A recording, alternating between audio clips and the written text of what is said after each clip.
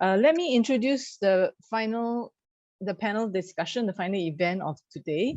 We have Professor Grace Ramos, who is Dean of Architecture in University of Philippines.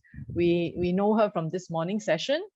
Assistant Prof. Antonio Tobias and Architect Raymond Clarin. They are from the University of Santo Thomas from Philippines.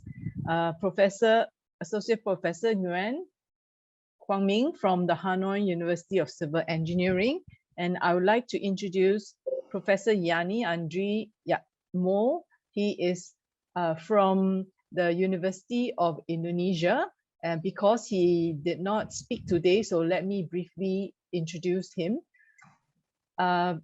He is a professor of architecture and he leads the architecture design research cluster. He currently works primarily on design theories and methods and their relevance to design practice. And he's been awarded numerous prizes in design competitions and also chair in various professional committees in Indonesia. You could read more about him in the bio in the abstract booklet. So thank you all for joining this panel discussion. Actually, Kok Ming did send me some questions, and there are some questions from earlier this whole day's proceeding. But before we start, I will invite Professor Yandi to maybe share a few minutes about his university's way of including community engagement. Okay, Professor Yandi. Yeah. Thank you, Professor Tan. Yes, thank you for the time that given to me. I'd like to share something about what I'm doing after I go back from my study in UK.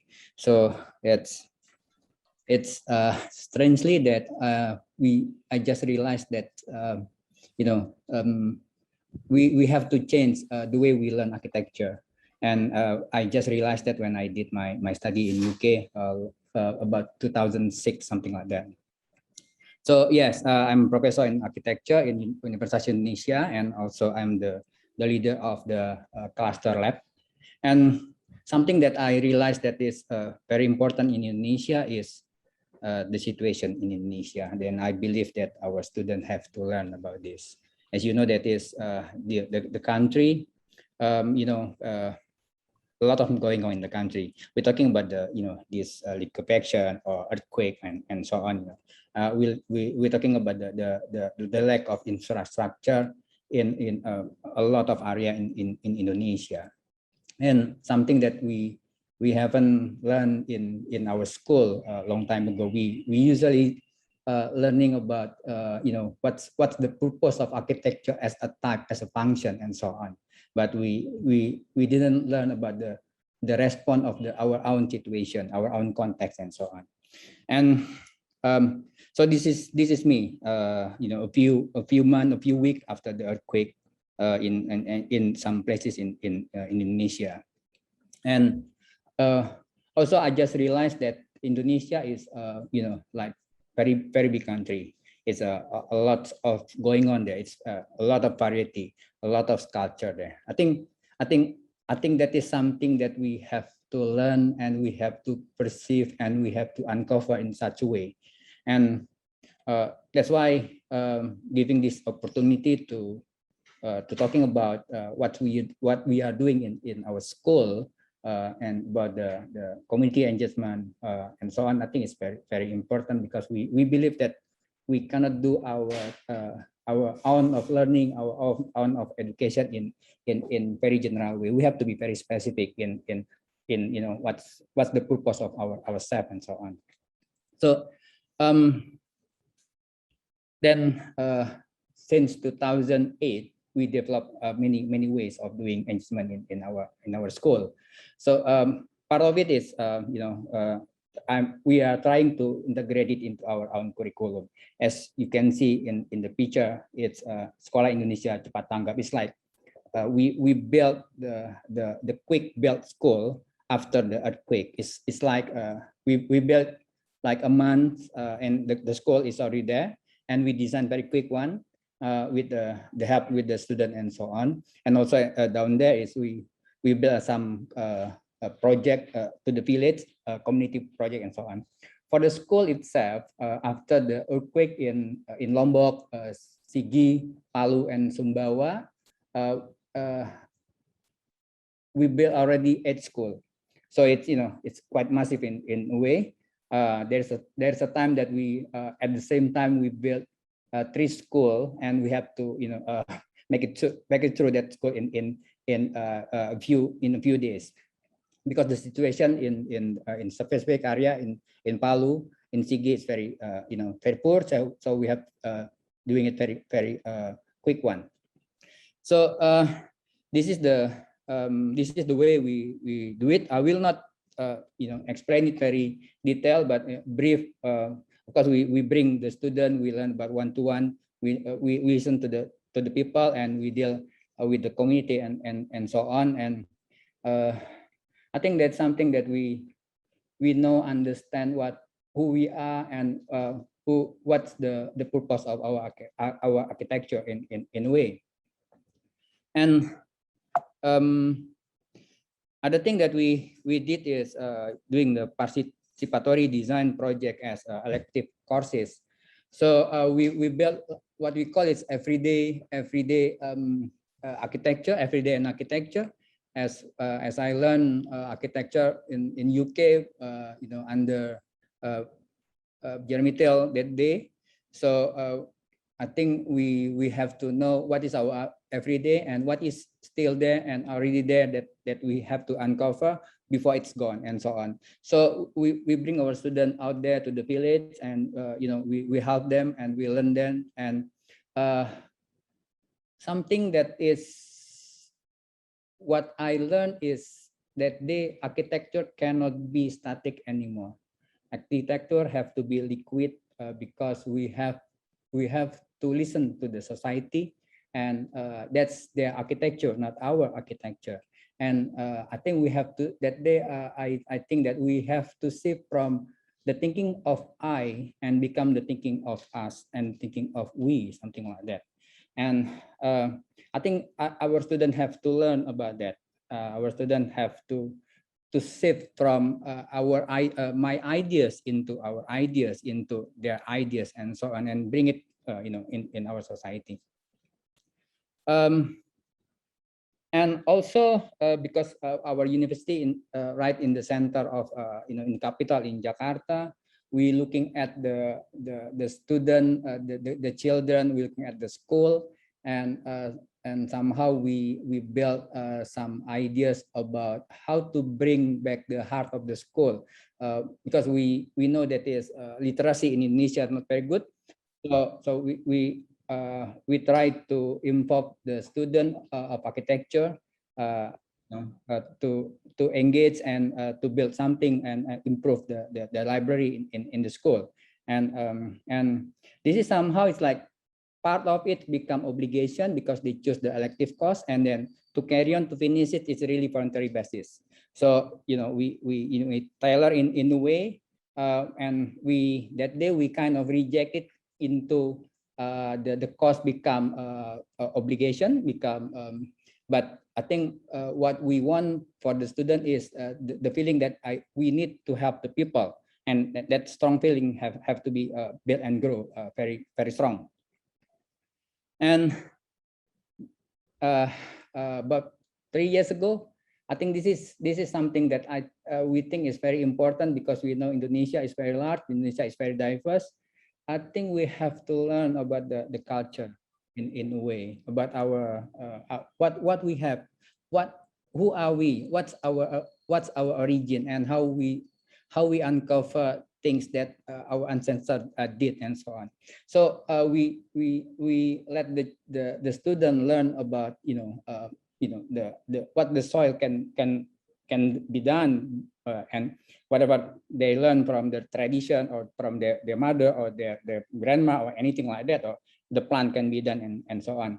And this kind of project led into we having quite big exhibition that day, what we call it Tanahku Indonesia, the land of Indonesia. So what happened is we collect all the the soil in every part of Indonesia, and we celebrate it in one one place, and what happened is every soil we trying to having a detail what's beneath the soil, what's the culture, what's the place, and what's going on. What we believe it's because every land, every soil is different. That means that things that happen from that making from that soil also different, and the way people do it also different. That means we have like the variety of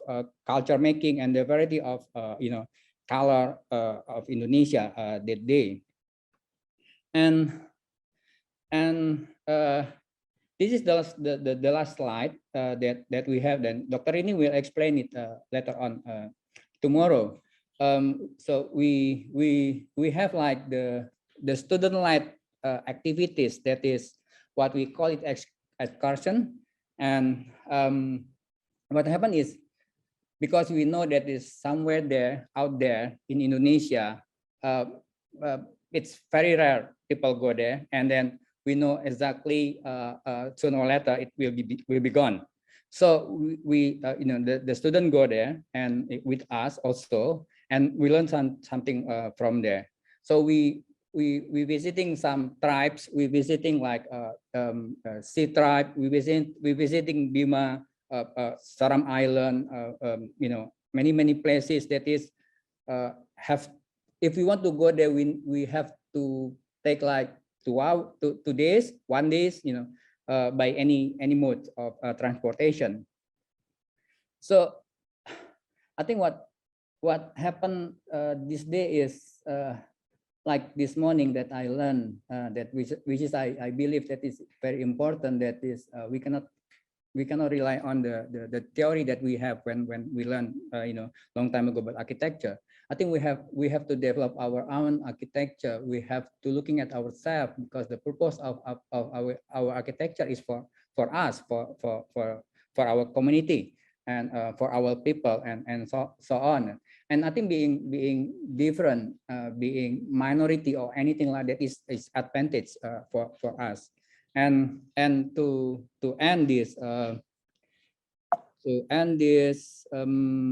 presentation, I'd like to show this a very short video about what happened in Sekolah Indonesia Cepat Tanggap and how the student did their part.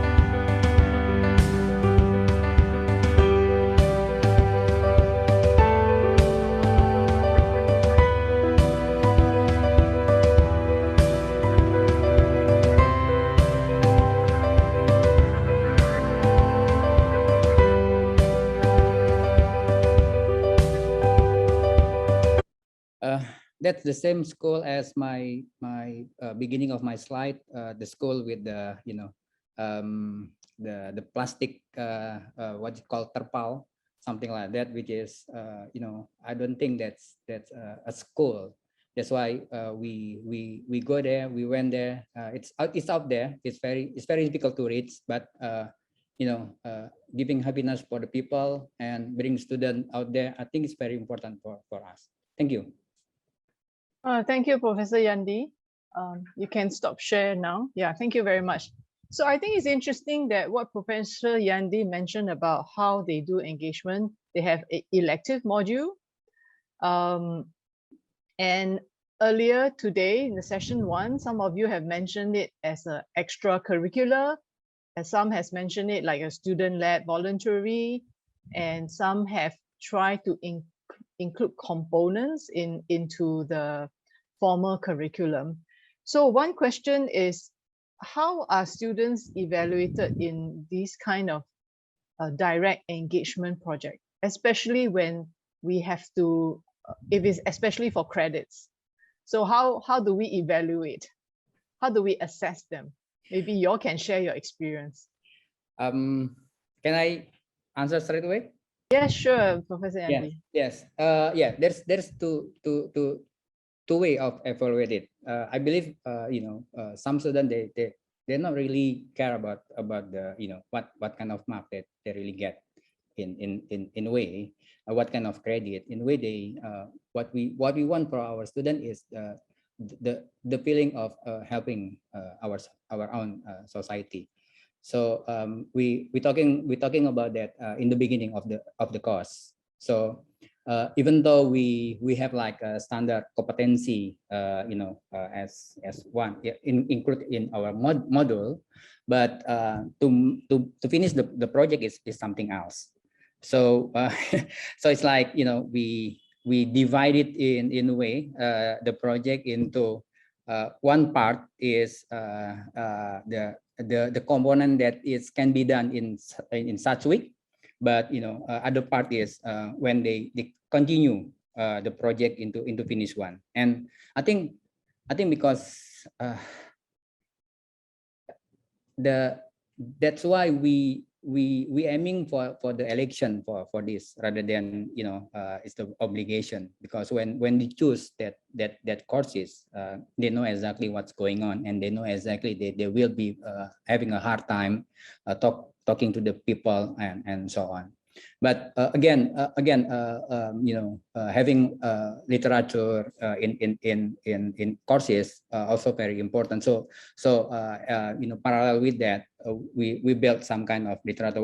What's going on in because what we build for the student is there is other way doing architecture. I mean, like this participatory design method that we need to develop. They need to understand about that. And sometimes the project not about having the project completed. Sometimes the project is about the way they're aware of our own society, the way what's the benefit of the society is sometimes it's more important to our own society. I think that's the student need to know about that. So there's some paper of it and some movie, and it's of course we divide it into output, outcome, and so on. I hope that yeah, thank you. Just to clarify, you mentioned the participatory design project is elective.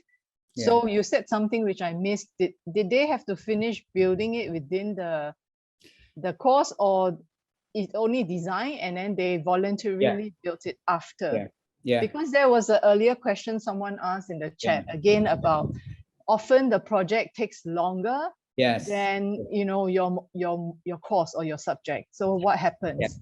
Yeah. So for the Sekolah Indonesia Cepat Tanggap is different one. Sekolah Indonesia Cepat Tanggap, because we know exactly that the project have to be delivered in 1 month. So we send a student there, and they do their part there, and then we bring some some technician to help them to make it in 1 month with like what you did is having a prototype first in our school, and then bring them to the remote area and so on. So 1 month will have to be ready, so they'll be fine with that. But other is having a design which is not fixed one, having design which is part of it is listen to our society. So either they have like a lot of option, or have either they have like a design which is very liquid in a way, or very not really rigid in a way. very dynamic in a way, and thinking of a goal. And one thing that we learn from that is because sometimes we have many groups of it, and the same scenario, we the same the same intervention, the same goal, but because of the society is different, what happened in the scenario is also different. So what we learn from our student is they build a lot of strategy and tactical way of how they do it, their own architecture. And I think what I mean is sometimes a goal, having finished the project is not really important, even when the project is failed. When you deliver it, as long as you can explain what's going on in our society and so on, that's one thing very important for us. Thank you. I think you point out interesting way. What I'm hearing is that, in architecture studio, we often evaluate only the end result, right? The product. Yes. So in the participatory design, because of the engagement process, maybe we should relook at how we assess and give them grades, right? It's the process rather than in the end, what did they come up with? So maybe I would like to hear from others, when you have a module that is not voluntary, it's for credit, how do you all give grades? Like, our students are quite concerned about their grades, so or wonder how your modules evaluate students. Anyone would like to share grades, or when, or Tobias? Yeah. For courses that seemingly are very qualitative or would be prone to very subjective assessment, it's best to use rubrics that would be criteria based, so that whatever final evaluation will be given to the students will have bases that are semi-quantitative and subject to validation. They can be verified through the Likert type of rating. Also, peer evaluation would also be useful, them evaluating even themselves, so they can have self and peer evaluation that will bring in also the perception of the other students who worked with them. Thank you. Thank you, Grace. Yeah, Tobias, please. Yes, in our case, it's not really something that is embedded in our curriculum at the moment. We're actually pushing for it to be integrated in our curriculum. Right now, we're doing this voluntarily, and there's actually a multi-stakeholder approach to this. Like we have professors who are architects who are leading the monitoring and the supervision of infrastructure projects together with the local community. So our students can come and go, right? If the project is long and it will take them more than a term, or sometimes a year, so you usually see students from different year levels who come and go and engage with the project through their volunteering and through their skills, right? But there will always be the lead from the professor. I think Architect Clarin can share his experience with the community, because he's the supervisor of our project, the health center project in our community. Sir? Good afternoon. On our case, community organizing is a vital role, played a vital role in the execution of the projects that was implemented in the community. The barangay leaders, the student leaders, volunteers, non-academic personnel, faculty members, all help, all the stakeholders help to be able to construct or to provide the best intention for the community, the construction of the chapel, renovation of the daycare center, the community health center, the street lighting projects, and even construction seminars to educate the young, to be able for them to be a skilled worker all are volunteerism. It's a self-determined volunteerism on the part of all the stakeholders. So even the community personnel or community leaders engage themselves voluntarily through labor work. So that's that has been the practice that we've done for almost 10 years now. So with leading with the UST Simbahayan and CD Artist Cooperation, so that was the project that has been undertaken. Yes. Yep. Thank you. The other Professor Gwen, do you have anything you want to contribute about the assessment or evaluation of students for community engagement? Yeah, thank you, Professor Tan Bien Kiang. At the HUCE in Vietnam, we use a personal development index as part of the university year record for the students. And the more often the student participates in the community-based or community-oriented programs, the higher ranking they will become. And at the end of the workshop or community-based activity, they receive a certificate from the faculty, and those certificates are really useful in their future portfolio and CV in the category experience.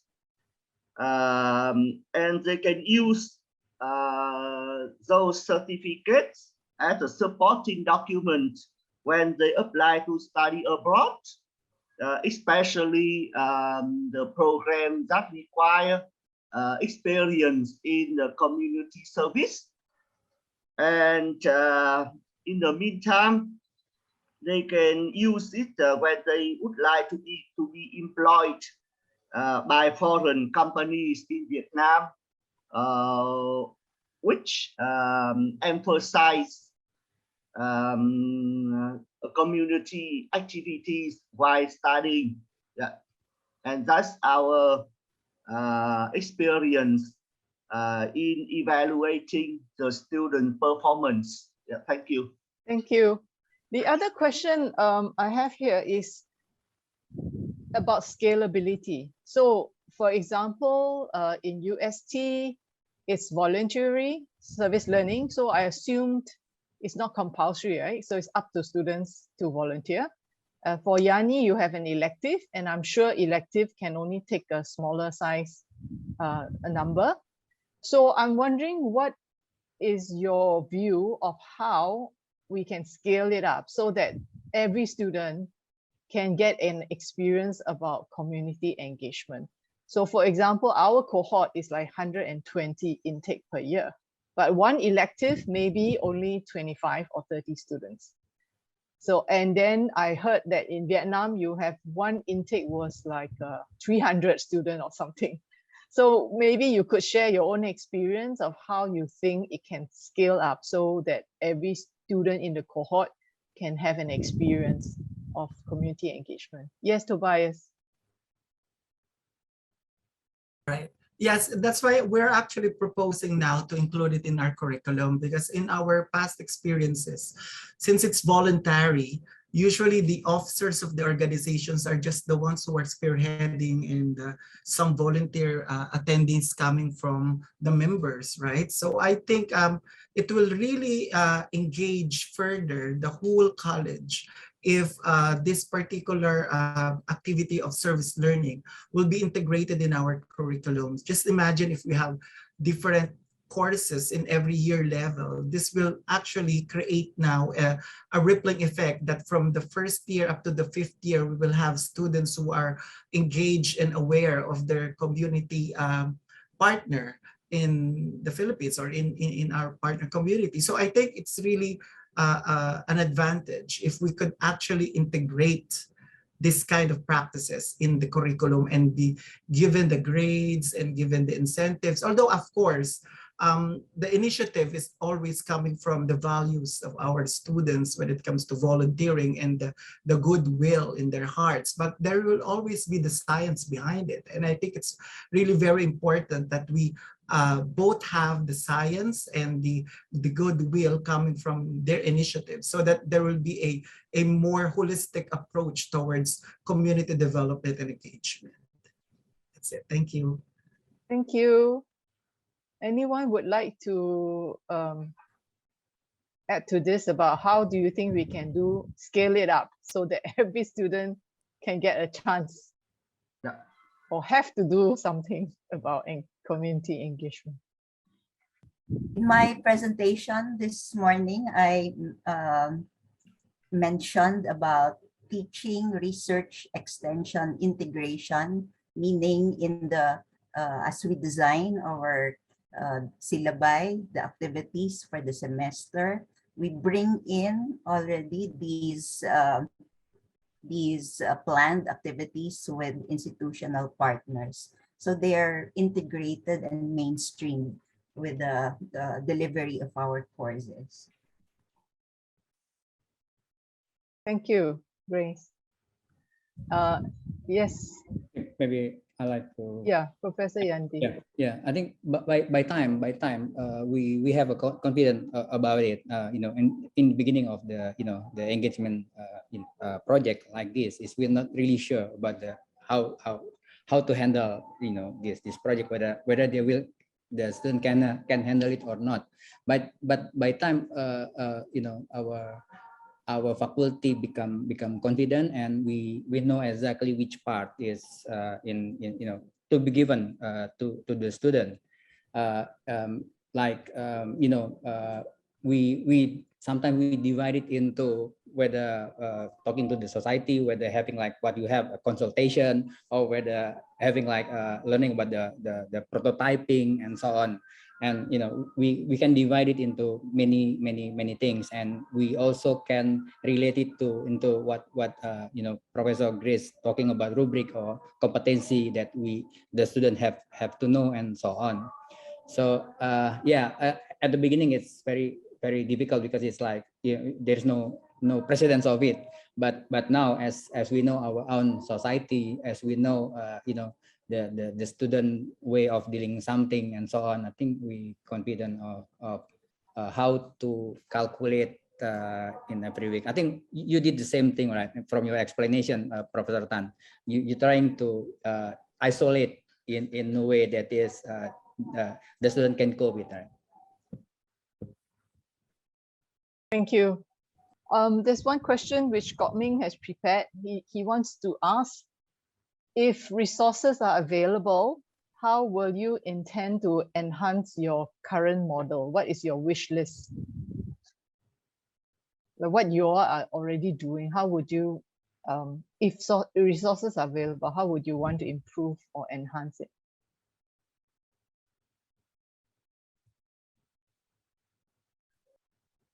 Anybody want to? Can I? Again? Yes, Professor Yandi. Yes, because like my map, the map that I give it to you, it's a lot of island in Indonesia, and we know exactly the people build our people build architecture in different way. Our understanding about architecture, our people is also different. If I have that luxuries, we need to take into account every single of it. Telling the word that is they are important. There's a lot of beauty in there, and I think we have to do that. Thank you, Professor Yandi. Anyone would like? Yes, Architect Raymond. Yeah, this program should be an integrated, proactive approach. You can just imagine if this can be included in the curriculum, not just for the College of Architecture on our part, but also for other colleges within the university.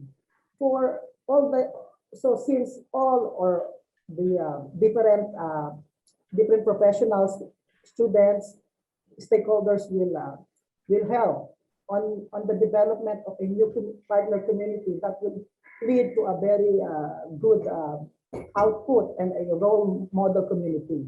So I think that will be a very good starting point to be able to, for us right now, we are looking forward to integrate this into our curriculum. Thank you. Yes, Grace.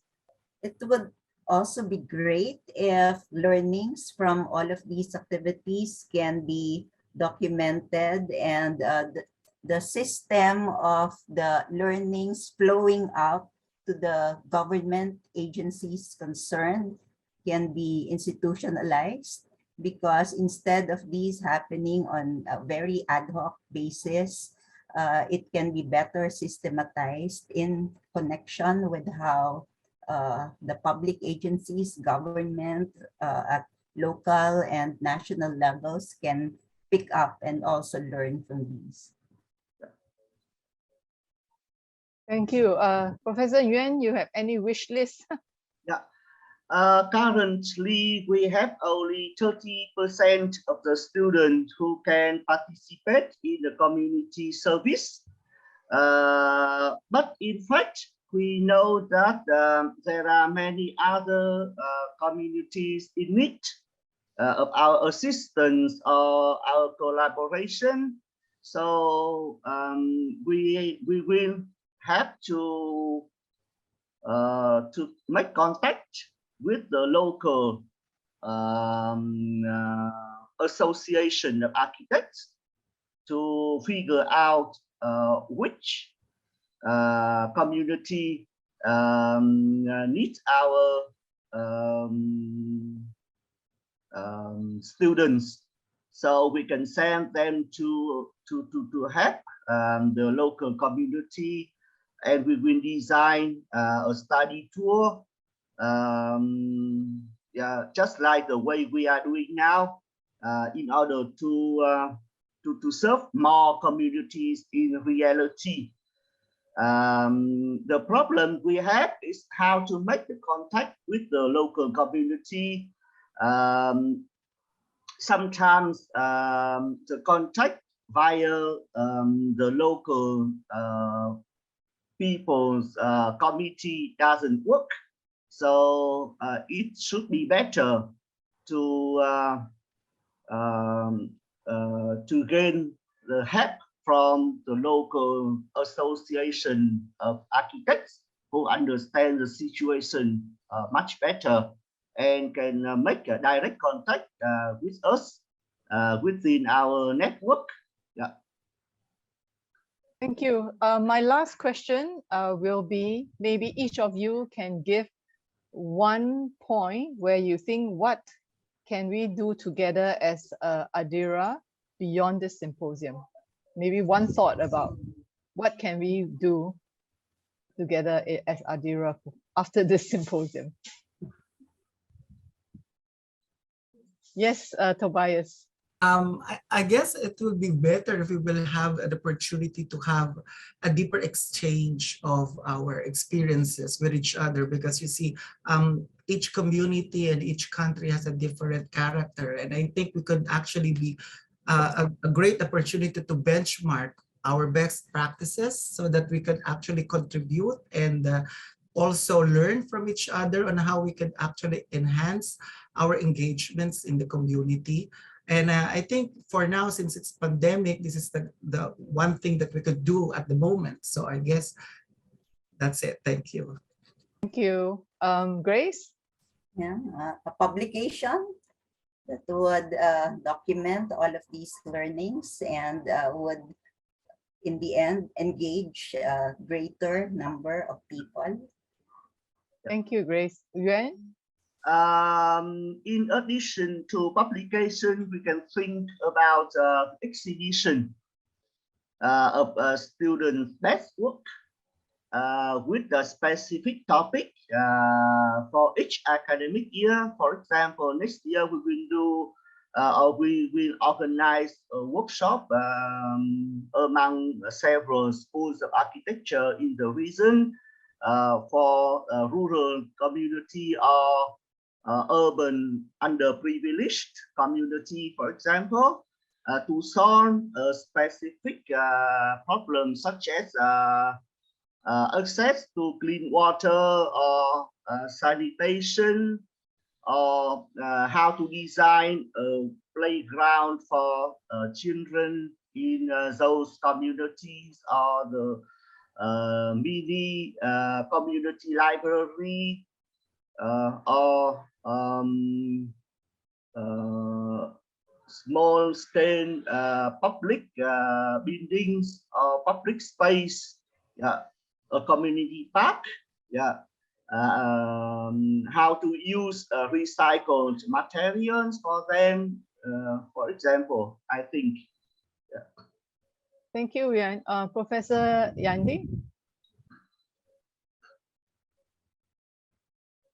Professor Yandi, you're muted. Yes. This morning, keynote speaker saying about the more bottom up now for us, and I think I somehow agree with that. That's mean that we have to sound it very loud one.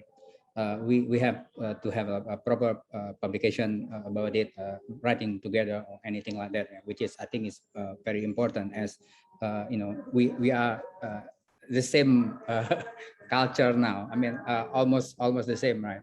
Which is I think it's become a very good complement for the theory that we have in our architecture. That's one thing. And other thing that we think is I think is important is